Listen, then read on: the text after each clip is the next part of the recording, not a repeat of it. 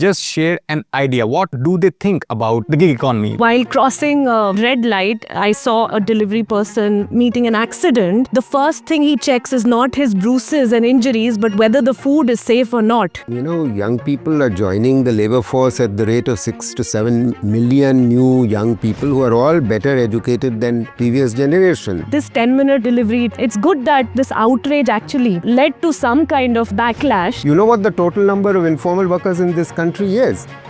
550 million. We want to be Viksit Bharat.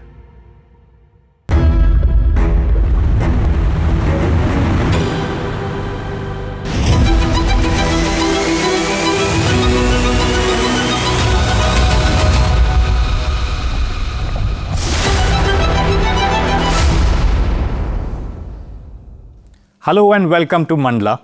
I'm your host Neeraj Thakur. Today we take up a subject that has sparked social media debate. We will be discussing gig economy. At the center of the argument is a familiar question. Do gig platforms create opportunities or do they pass their risk on to the workers? The debate got intensified when Zomato founder Dipinder Goyal took to social media to defend the gig economy against the claims that gig platforms have been exploiting gig workers. To unpack this issue, we have a stellar panel of experts with us. We have today with us Ms. Aarti Ahuja. She is ex-Union Labour and Employment Secretary. Then we have Professor Santosh Mehrotra. He is an economist and a visiting professor at the University of Bath. We have with us Dr. Akriti Bhatia, who is founder of People's Association in Grassroots Action and Movements. And we have with us Mr. Tushar Gupta. He's a political analyst and a policy expert. Thank you all for coming to Mandala. Just to begin this topic, I would request each of the panelists to just share an idea. What do they think about the gig economy? What images come to your mind when you think of the word gig economy? So, you're asking for an image. Yes. I think the image that comes to my mind is of an empowered woman. All right. Who was not able to find work earlier, who had a lot of constraints. If you see our data, PLFS data, most women drop off at the time when their children are young and they re-enter the workforce at the age of 35 and above. So a lot of women do that and they are able to juggle their duties. They are able to enter the workforce and they're able to be financially independent. So to start with, I would say that's the image that comes to my mind. All right, Mr. Mehrotra, do you have the same image in your mind? I'm afraid not. The image, of course, that I have in my mind as an urban dweller is that of Swiggy or Zomato driver, a delivery boy for e-commerce companies, and an Uber or Ola driver. That's what I have in mind. All right, but anything like hunky-dory or some other image that... Yeah, inevitably, young people are joining the labor force at the rate of 6 to 7 million new young people who are all better educated than previous generations and who are looking for work. And if they don't find work, then this is one of the things that they end up doing. By one of the things, I mean, they do, X activity as a gig or platform worker, Y activity, Z activity. They do multiple activities in order to make a living. Right. Akriti, coming to you. So Neeraj, I'm sorry, but my view is a bit more pessimistic. The image that I have in my mind, and Aarti ma'am's image is the utopian one for that. So again, and it's a real image that I have. It's a real story that while crossing a red light, I saw a delivery person meeting an accident, and the first thing he checks is not his bruises and injuries, but whether the food is safe or not. Because the customers might just, rate him down and his ID might be deactivated, which is on the spot firing. So that's the vulnerability that at least hundreds of stories that we encounter working on with platform workers get. So I do want to see a very positive image, but then these are the real images that we encounter on an everyday basis. All right, Tushar, coming to you. Look, to me, it reflects a choice that the workers are making. I would want the workers to be in far more stable, permanent jobs, perhaps working with MSMEs, working with manufacturing units. But if they want to make a choice of working for a few hours for one of the many hyperlocal companies, that's again a choice they're making. The pressure that comes with the job, of course, the companies have a lot to do with it. The kind of expectations they set up within the customers has a lot to do with it. But within this debate, the one aspect that got really lost was that it's a choice they're making at the end of the day. They might be drivers for a cab company. They might be someone who's just running a parcel for you. For instance, this morning only, I hired a Uber driver just to fetch me a couple of medicines from the local market. And that is, again, a choice they're making. They might log in for a few hours. They might log out for a majority of hours. They might work for a few number of days in a year. So it overall reflects a choice. Now, within that choice, within that framework, how they're operating, I think that we'll discuss as this debate moves on. All right. Ma'am, Aarti ma'am, just coming back to you. You created a very idealistic image of a gig worker, but at the same time, the debate that we are seeing in the country today is that gig workers are doing this, of course, out of their choice, but also because they have no other choice left, because the government is not able to create that many jobs in the economy. And it's not just in India, across the world, AI is taking over and there are challenges. And but in this process, not enough jobs in the country, then having only this kind of economy where you have job flexibility, but at the same time, you don't have a voice, because if you don't do this job, there is no other option. So how do you define this kind of a situation for gig workers? There are a couple of questions in that question. But let me first say that what I said is not idealistic or utopian. If you look at a lot of companies, which are platforms, they have given an opportunity to women to enter the workforce. And they have given them flexibility to enter, flexibility to exit, and they have given them the financial independence. That is the foundation from which we start. After that, we can discuss whether they entered of their own choice or not, or they entered because there were no options. And lastly, what you said, whether they are able to make their voice heard, right? So in any platform, so we are only talking of platforms. For any platform, because who will negotiate? You cannot negotiate with an algorithm. Right. You cannot negotiate with an impersonal voice at the end or a chatbot at the end of it. Plus, it's an isolationist work. You don't know who the next person is. So it does not lend itself very well to collective bargaining. Right. However, ways have been found around that, and I'm speaking only of India right now. Ways have been found around that, and I'm not even talking about government. Gig workers across different platforms have their WhatsApp groups. They have their leaders who come and articulate the grievances with the management, and many of them do get resolved. In fact, I have been told by many of the gig workers, the drivers, that many times when they're involved in, let's say, an accident. Recently, there was an incident in Delhi, they were telling me, that, one policeman roughed up a cab driver, and that went viral on the social media. The whole group of drivers got together. They articulated this with the management that took it up with the police. And the person who had roughed up had to be suspended. Right. So that is the power of collective bargaining, which is emerging. I won't say it is perfect, but it is emerging, because this is not an activity, or the platforms are not easy to negotiate with, so to speak. Right. Mr. Mehrotra, coming to the economics of gig economy, of course, as Ms. Aarti talked about, because there is nobody, like you are negotiating with the algorithms, which is actually impossible. Now, if we look at the past, the 80s, Datta Samant, those were also the trade unionists, and they had a different way of negotiating with the textile unions or the company management of that time. What is the difference from that time and today's time? And do you think the gig workers are in a better position or a worse position compared to that economically? On account of the emergence of the digital public infrastructure, the access to internet, and the massification of phones, including smartphones, and of course, the majority of this new generation of gig and platform workers have to have phones in order to survive.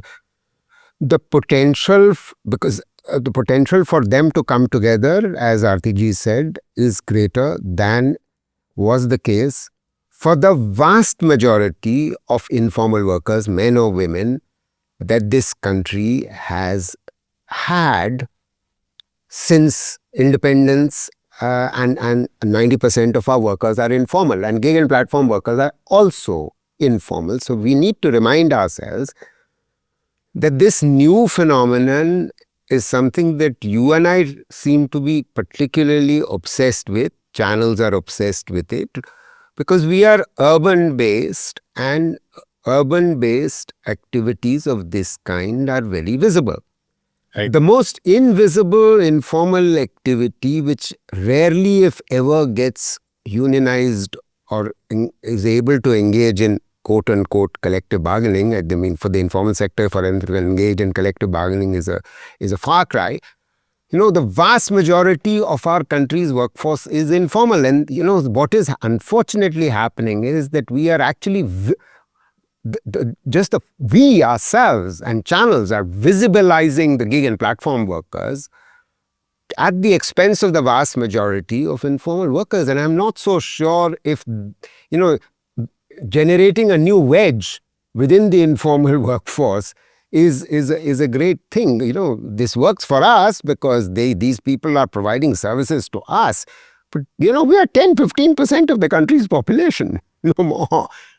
Anyway. So you agree with the argument that was given by Zomato founder recently on X, that we are talking about gig workers because they are visible to us. For the first time in the history of humankind, or maybe the Indian economy, these workers are visible because whatever kind of exploitation happens of the workers in the informal economy, that was never visible. So this is the guilt of the middle class, which is using these workers for 10-minute delivery or other kind of jobs. So you are basically agreeing to that position. But now I want to come to Akriti. Akriti, what is your take on this middle class guilt? And do you think there is a way out, and there is another way to look at this guilt? So this economy is not just because there's a huge unemployed workforce who's looking for work, but definitely it's a demand-driven, the urban middle class demand-driven convenience economy. And quick commerce, therefore, is not an innovation. It's basically that kind of a instant gratification infrastructure that they've taken for granted. It's peculiar about the Indian middle class, because in the West, if the more emergency services that you opt for, you have to pay much more for it. A truck driver whose risk is externalized is paid more than what doctors are paid, for example. But here we are very conveniently externalizing the risk, the pollution, the cold waves, the heat waves. And it's like, that's the dehumanizing part, where you want the thing to be delivered in your railway coach, and that too, you're not able to get to the door also to take it, and you want it on your seat. So that's, we talk about how drones will replace even these workers, but at this point as well, they're actually treated as, machines and drones. And ma'am was talking about women and gig economy. Although, our study that we did, which is one of the largest in the world, it was supported by University of Pennsylvania, and it had a sample size of 10,000 workers, app-based workers, both delivery persons and cab drivers.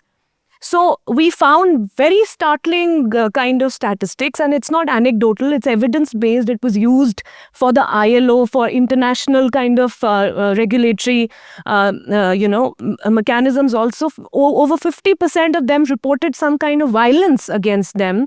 For cab drivers, they're not able to make 15,000 per month. For delivery persons, the maximum, most of them reported earning less than 10,000 a month, not being able to take a single day off in a week. And there are so many more It's called Prisoners on Wheels. I think everybody can take a look at it. So yes, when it comes to this urban middle class, I think it's also going to lead to a lot of laziness and heart diseases and those kinds of things. So I think, and there's no guilt. The problem is that they're not guilty of this. They feel entitled. They think it's their right at the cost of the rights of millions who are being employed. And therefore, I think this 10-minute delivery, it's good that, this outrage actually led to some kind of a backlash. But there are so many more issues. There's the issue of employment. In rest of the world, for example, in Mexico, in Chile, in Brazil, these are the global south countries I'm talking about. They've been fighting for and getting the status of employees, which again, the whole argument that they make is that there's no employer-employee relation, but then all the terms, all the control mechanisms are with the companies. And there's actually really the fiction of freedom and flexibility in this economy and industry, the way it is right now. Since Kriti spoke about the policy measures being adopted in other economies, the global south, I want to just come back to Ms. Aarti, because you have been a policymaker. Ma'am, Government of India recently enacted labor codes, and in those labor codes, the government has not recognized them as employees of the platforms.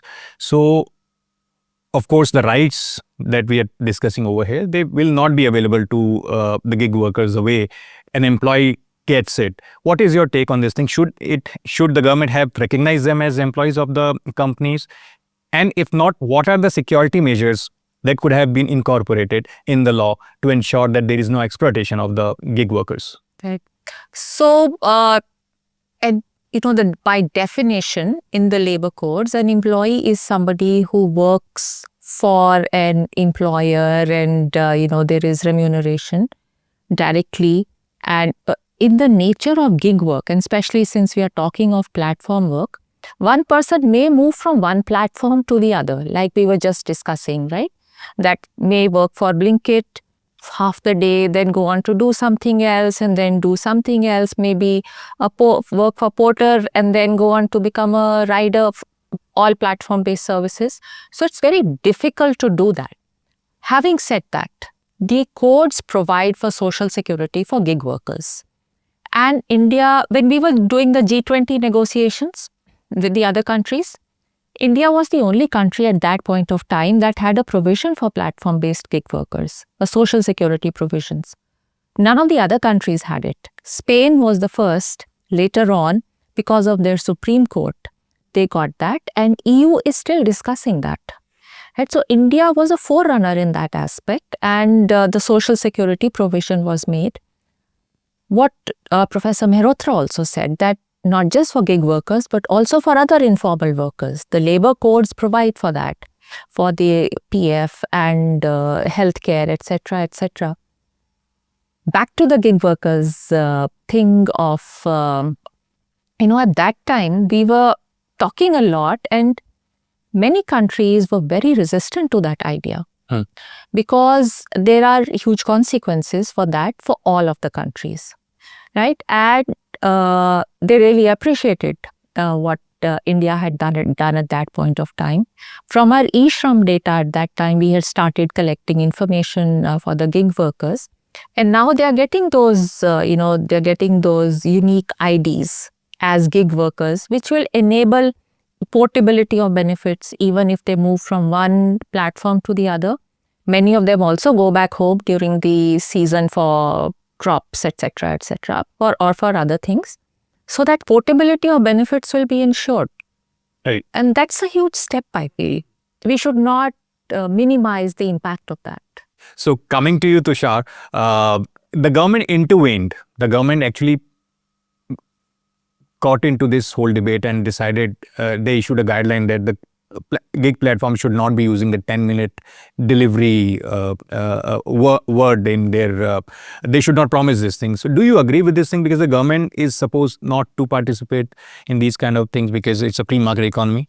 So a lot of aspects there. One, I do not agree government dictating how a private company should work. All right. If a private company is setting an expectation before the customer, that's a relation between the customer and the private company. I do not like the government getting into it. Tomorrow, the government will say, no, you cannot deliver a pizza in 30 minutes. Day after tomorrow, they'll tell a platform that you cannot have a salon worker at the home of somebody in 60 minutes. That's probably unsafe or unhygienic. I do not want the government anywhere near private businesses as a matter of principle. Number two, when this whole debate opened up, my problem was we were not narrowing down on what the problem is. Some people are saying they're not being treated as employees. I'll give an example. The doctor I consult with has a pharmacy within his nursing home. Right. The one running the pharmacy also delivers medicines to the patients. But he does it not individually, but via a platform right now. Now, he's already employed by the doctor. He has a pharmacy on his own, but just for the few extra money, he's delivering the medicines to the customers who are paying to the doctor through Porter. Now, do you consider him an employee of Porter? Now, look at the alternate argument. Let's say we said that people have to work a certain number of days to be considered employees. Then the whole argument about hostages with helmets, prisoners on wheels, that would become fashionable. And that is where I go back to my original argument. The choice is very, very important here. If they do not like the terms and conditions, they can leave. If they do not like the incentives, they can switch platforms. If they think the pressure is a lot, they can leave. Now, I'll start with another disclaimer. When this whole business of 10-minute delivery began, and I was in Noida back then, I was against it. As a customer, I was like, how can you even deliver something in 10 minutes? Because coming from the society gate to my apartment, taking the lift, that process itself will take another 15, 20 minutes. So one, you're setting the wrong expectation. Two, you're pressurizing your delivery partner. But now I live where the dark store, which they call their warehouses, where they procure their goods from, is 350 meters away. Now the app also shows how far the dark store is. Now, if the market is dictating the density of those dark stores, as they've also stated in their shareholder report, the company Eternal, who am I to complain? If a private company is able to cater to a demand where they can afford to have dark stores in high population density areas, who am I to complain? Now, is the problem 10-minute delivery? Maybe, but then their market is catering to it. Now, number two, is the problem the safety of the delivery partner? One thing I disagree with strongly is let's not corner the delivery partners when it comes to breaking traffic rules. We, five of us, can take a trip outside this office and I'll tell you how many well-educated people are flouting the traffic rules right now.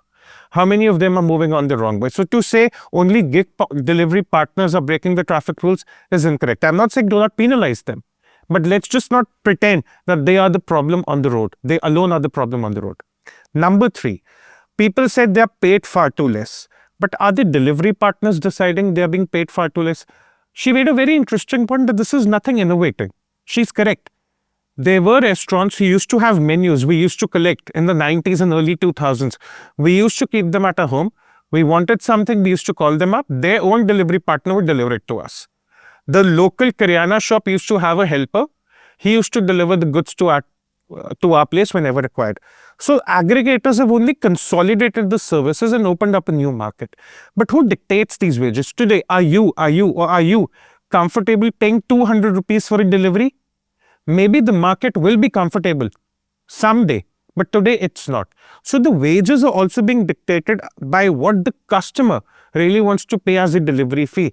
20 rupees, I agree, is too less. I'm willing to pay 50. But in the market, have we reached that threshold where enough people are comfortable with paying 100 rupees? We're not there yet. That's again for the companies to see.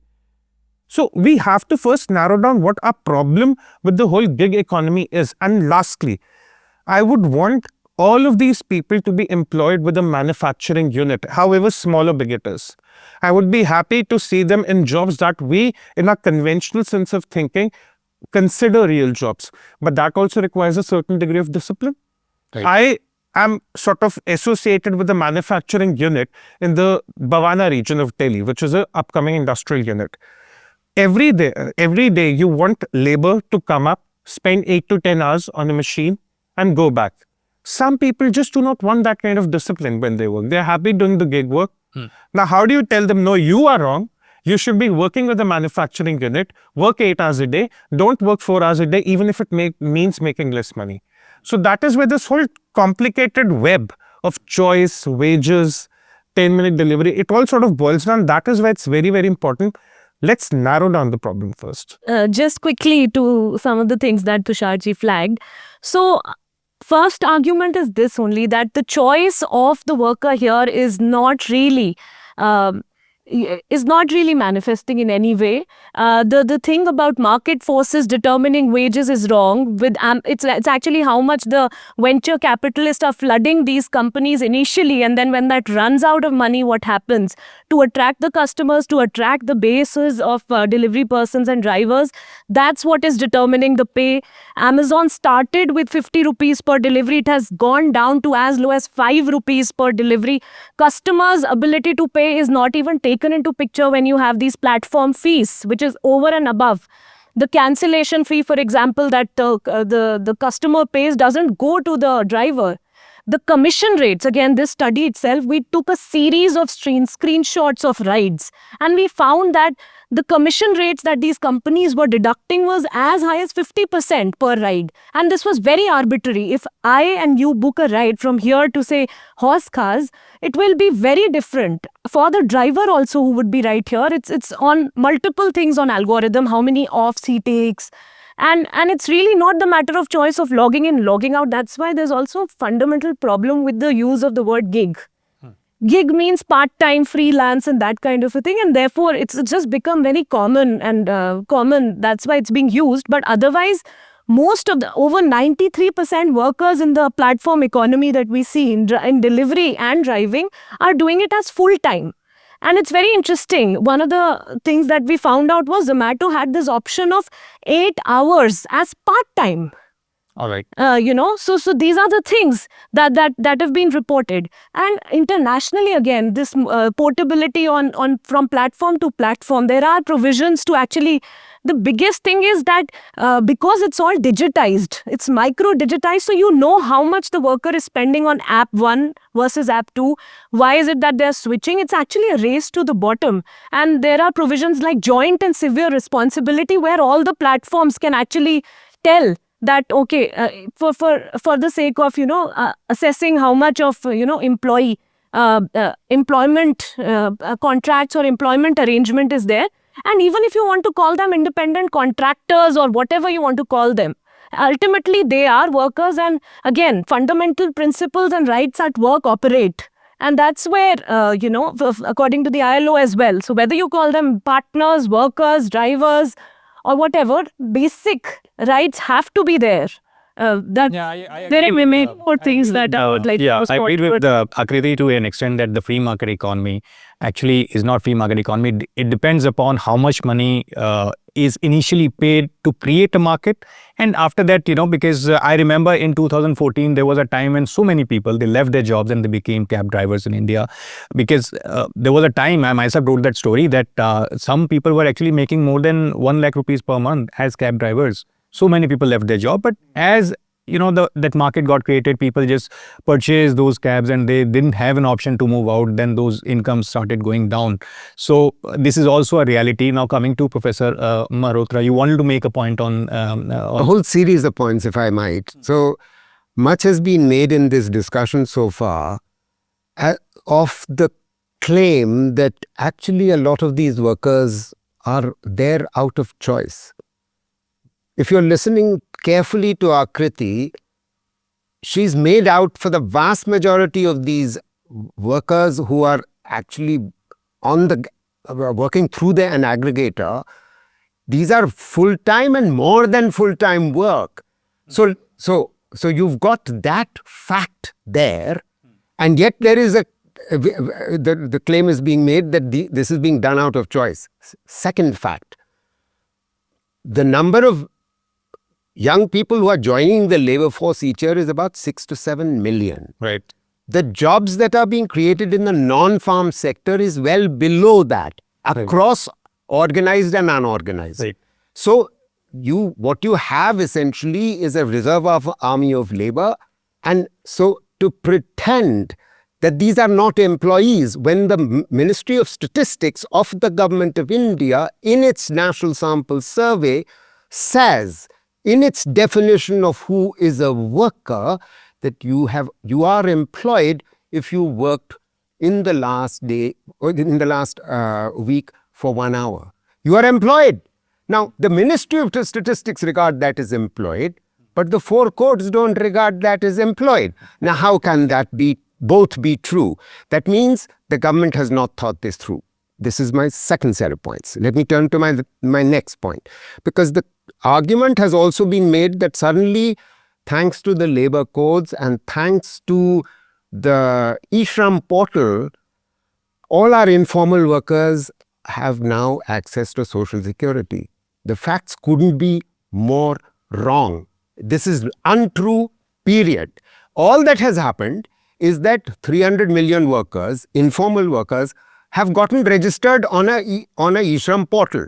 Whether that brings them any benefits or not is completely, unknown. That's first point. Second point, a social security code is one of the 4 codes that have just been finally gazette notified. You know what the 2 clauses in a 100 clause, over 100 clause code has to say about these 2 sets of workers? That we will create schemes about gig and platform workers for social security. When will those schemes be created? Is there any design for those schemes? How much is the money that is planned to be allocated? There is no mention of this. A few states on their own have come about with a welfare fund for gig and platform workers alone. Forget about the 90% of the other informal workers who are not covered, and suddenly the gig and platform workers are covered by these state laws.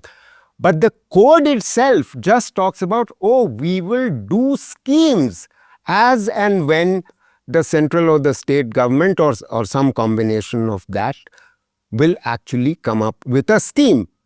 As of now, in the last 5 years since the parliament passed those codes, no new scheme has come up on this. We got a scheme in 2015, the Atal Pension, and then another Shramjeevi Mandhan.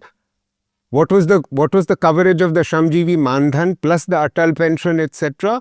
So-called social security. 4 million in one and another 4 million in one. You know what the total number of informal workers in this country is? 550 million. So let's get a sense of balance here about, who's an employee and what kind of benefits they're actually being given. And last point, we don't want the government to be interfering in the relationship between the market and, the customer and the employer. Right. Really.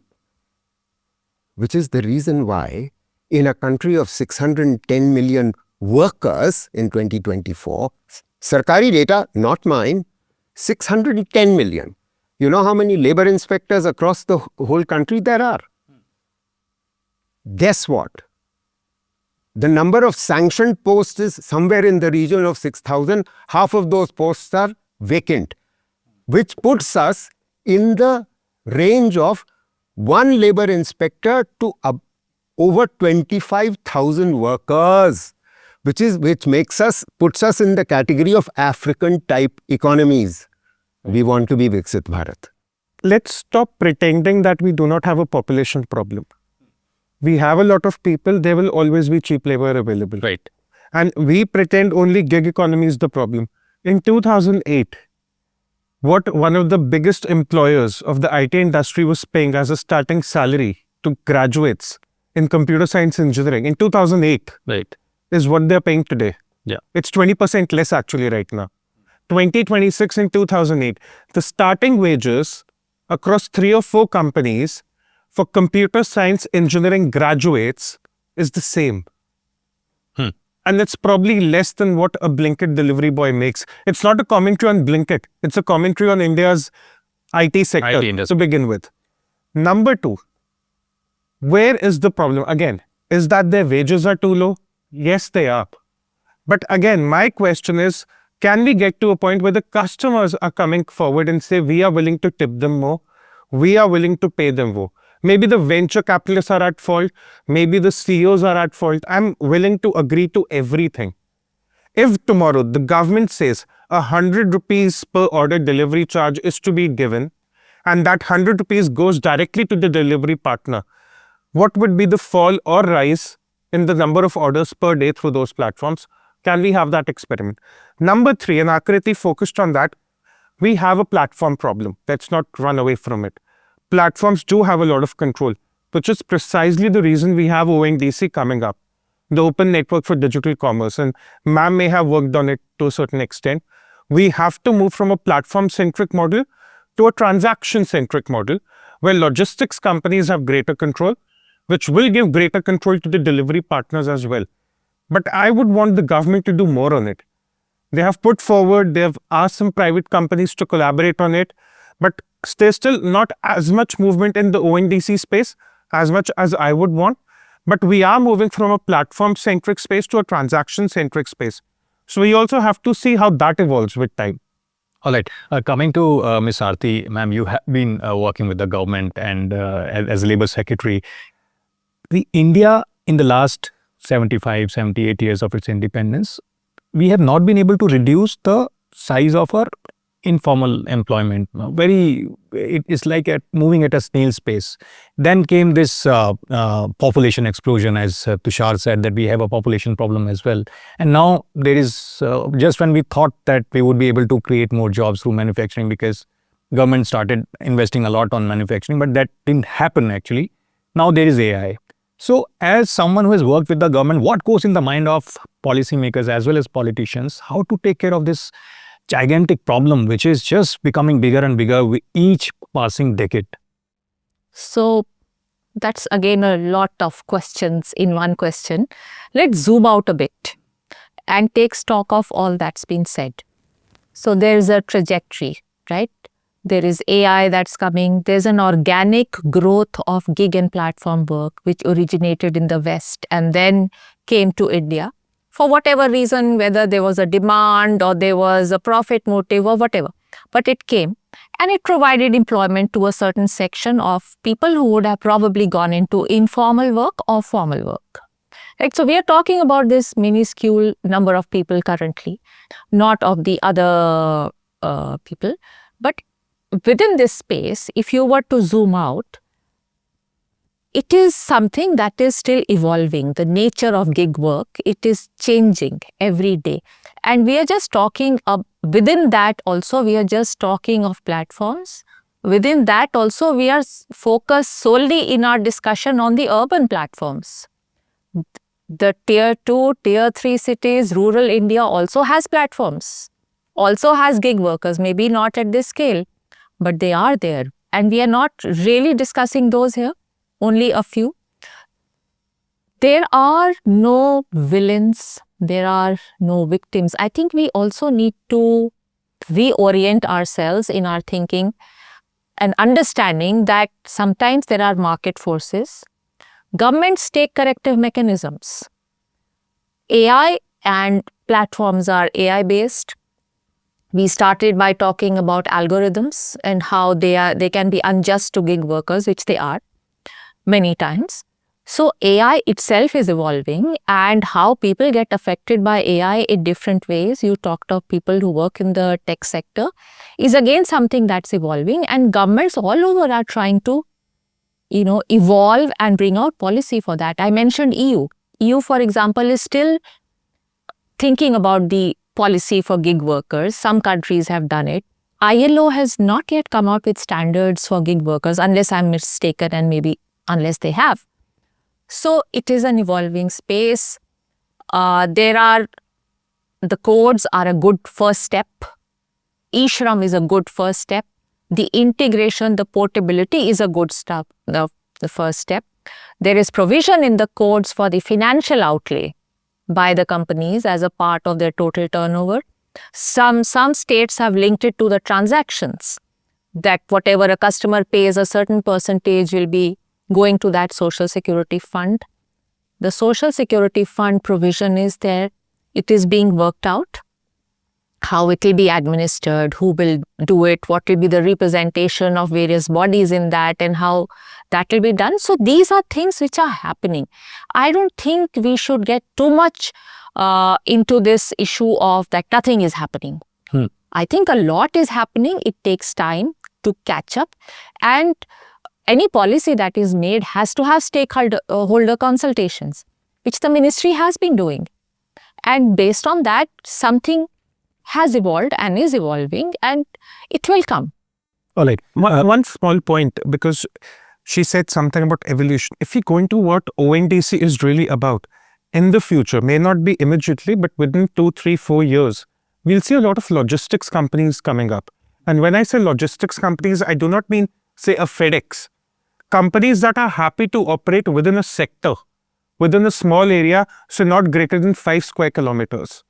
That is the kind of logistics opportunities ONDC will open up. Just to give you one example. So we also need to see how that evolves, just to add to what ma'am just said. All right. Since you're talking about a futuristic scenario where new logistic companies come up and the scenario changes, I also want to paint one more future scenario. Looking back in the past, 1982, the great Bombay textile mill strike happened. A lot of people lost their jobs at that point in time, and we just saw the decline of textile industry. That was a sunrise sector. Post that, suppose a lot of politicians, they see opportunity in the today's debate, and they just want this for their own benefits. They want this gig economy to get killed. How many of you would be willing to accept this scenario? Nobody wants people to lose their job, but do you think that if this happens, India will have some other way of employing all those people who lose their jobs? I would like to begin with you, Akriti.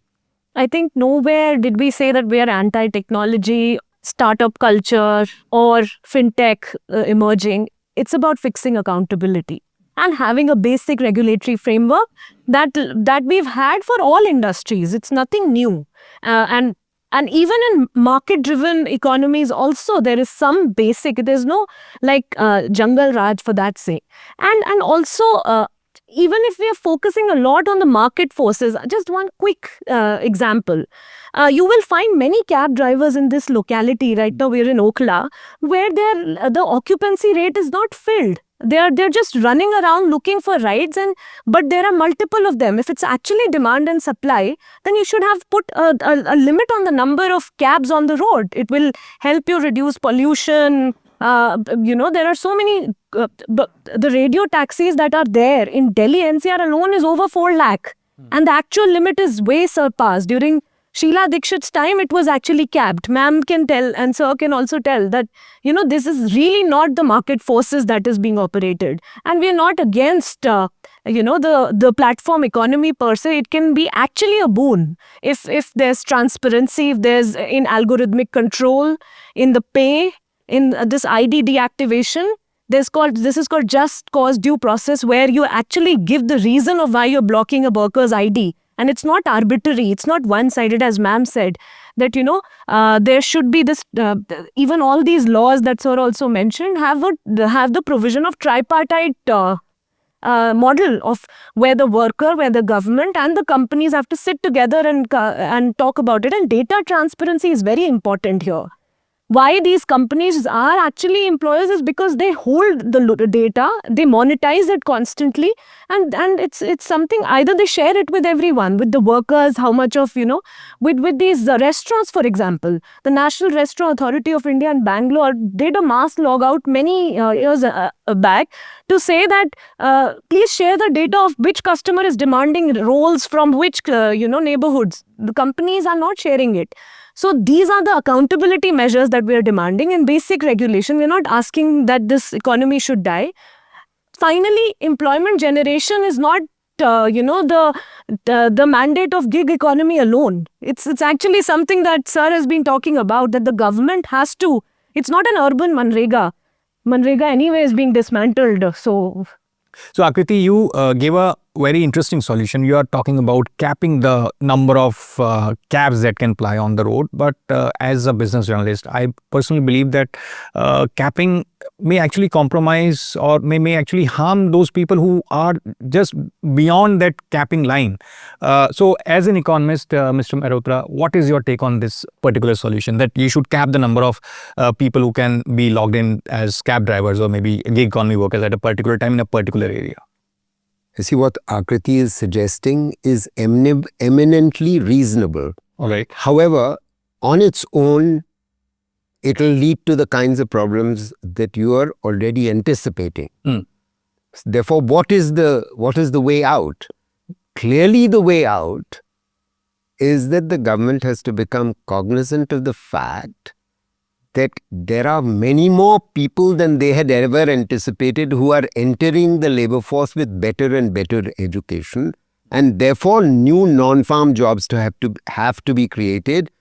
Unfortunately, what has been happening is that over the last 4 or 5 years, because non-farm jobs are not getting created outside of gig and platform, people are having to do gig and platform. On the one hand in urban areas, on the other, 80 million workers have been added to agriculture in the last 4 years. Do you know that, Neeraj? I don't think any of the journalists in the mainstream media are even aware of this number. That never in the history of the world, never in the history of the world, let alone in India, have in a matter of 4 to 4.5 years, 80 million workers have been returned to agriculture.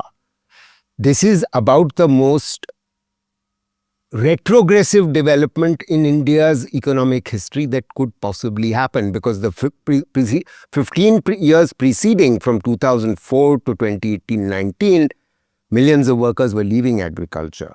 Now, the final point, if I might. Sir, and that's not because agriculture has become profitable. Yeah. Quite the contrary. For anyone thinking it's you know how rural wages have been exactly. And can you imagine, with 80 million workers being added, you are now destroying Manrega and introducing VB Gramji. Huh? Okay. So let me make the bigger point. I think all of us are probably on the same page when, perhaps, if I was to make the following argument.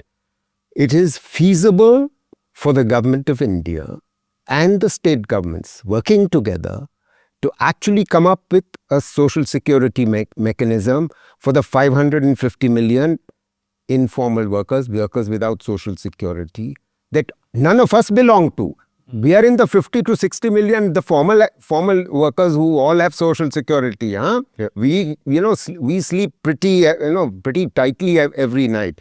The 550 million worry about their pension. They worry about the possibility of an accident, that they are not covered by maternity benefits and all of that. It's perfectly feasible. There is a roadmap. There's an architecture that is available. I've written about it.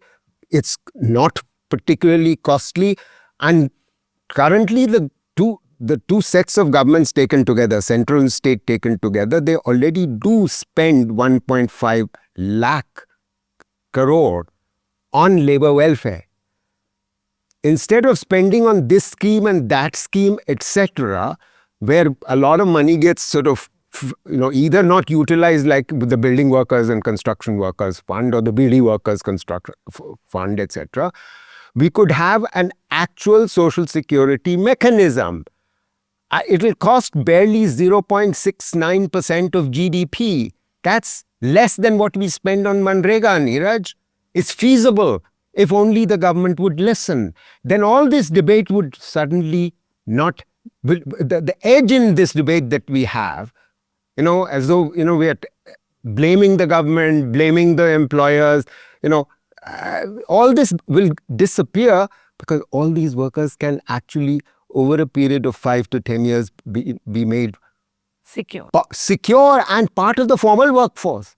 They may still continue to do what they are doing, but they will have social security. It's feasible. It's within the realm of possibility, fiscal feasibility.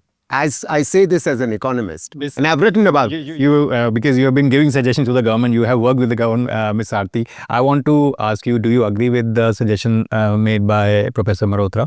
Some of them. But first, I want to start by saying that when we are saying that more people went into agriculture, we also need to understand that we are comparing with the COVID times when a lot of people did indeed go back into agriculture. We all know that. After that, that trend has not continued. More and more people are getting into self-employment and into formal employment as well. On the issue of social security, if you would have seen the recent SDG figures, they show that nearly, I think about, of course, we have 80 crore people covered under their rations, under PDS, which is not there in any other country. No other country has a similar system of, and many studies have shown that PDS does increase the real incomes of households, right? Not just the nominal, the real incomes of households. Approximately 69 crore people are covered under one social security scheme or the other, whether it is housing. And this was done only for 34 central schemes that gave through DBT, nothing else. And that many people have some kind of social security or the other. So that is the social security part for the general population that I'm talking about. I think coming back to the issue that we started with the gig workers, there is a lot, I agree that there is a lot that remains to be done. The algorithms are not transparent. Many times the workers don't know why they've been dropped. So even if we take into account the economics of demand and supply, it cannot be usurious. It cannot be unjust. So on the part of the platforms, that transparency, the ability of a worker to talk to a human and articulate their issues, the ability of those people, the gig workers, to be able to gather together and have formal collective bargaining, the ability of those people to question and ask why their screen shows a lesser amount compared to what the customer is paying.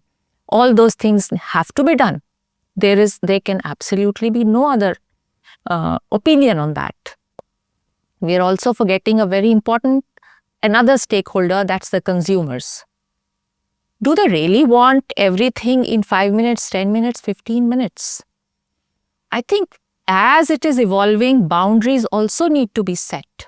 And those boundaries can be set through self-regulation, they can be set through government, they can be set through other mechanisms, but boundaries of this need to be set, right? You cannot have, for example, a cigarette shop next to a school. Right. That's a boundary set by the government. Similarly, there could be other boundaries set in others. So that kind of a regulation underlying this commerce activity has to be there. And that is something that is happening and will continue to happen. But in the meantime, we do need to work on these things. And I think work on this has already started. We should not totally disregard what is already happening. I just want to make a factual statement here. COVID ended in the middle of 2022. Okay, the third wave was over by the middle of 2022. Right. The numbers I'm citing are over 23 and 24. The numbers added to agriculture just went on increasing. Right. So over the 2.5 years of COVID, we added only 40 million. Another 40 million have gotten added after that. Why?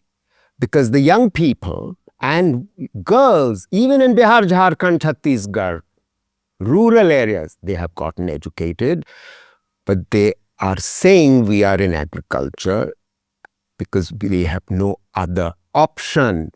The other option for them could be gig and platform work, but I'm not so sure for young girls, parents want to send them off to do gig and platform work. And finally, I think it's very important to understand that, at our stage of development, when our demographic dividend is about to end, let us not pretend that we are a very young country. We are an aging society. Half of our workforce is over the age of 45. That means in 15 years, they will be at retirement age. And in 2040, our dividend is ending. That means we will become an aging society. If we have no choice but to ensure social security for our gig workers, for our platform workers, and for the remaining 550 odd million informal workers. And we can do it, is what I'm trying to say. All right. being set up by the stock market, the pensions that will be. All right. I just wanted to come back to Tushar. He had made a very interesting point, and I think Mr. Mehrotra also corroborated the same thing, that we have not been able to create enough jobs that maybe females would want to take up. But Tushar made a very interesting point, saying that, people are not willing to go to manufacturing. But according to Professor Mehrotra, We haven't done enough manufacturing. We haven't got the industrial policy. I'm sorry, neither Make in India nor PLI is actually created jobs. Just to inform you, manufacturing jobs in the last 8 years actually fell in absolute terms. I'm talking about total manufacturing jobs. Okay. so Tushar, what is your take on this thing? Because Beyond the numbers and the government schemes, there is a world of small hidden MSMEs working tirelessly. You ask them about the labor force, they say we can't find people to work for us in the way we want them to work, for the number of hours we want them to work. You ask the ones looking for jobs, they'll say we do not see enough manufacturing units. So one, there is a supply-demand mismatch. Number two, and we have to take this little humbly, we are a lot of people. There will always be this problem of cheap labor being available. That was also why China had that whole manufacturing industry, which they were able to build, which we haven't been able to. No point, denying this fact. The way Chinese were able to build the manufacturing industry from sweatshops to high value chains, we haven't done that. So yes, finding jobs for entire labor workforce would be difficult, which is why somewhere the gig economy flourishes in India, but it also does in China, right? Gig economy is not an Indian phenomena. It's also operating in China with far bigger numbers.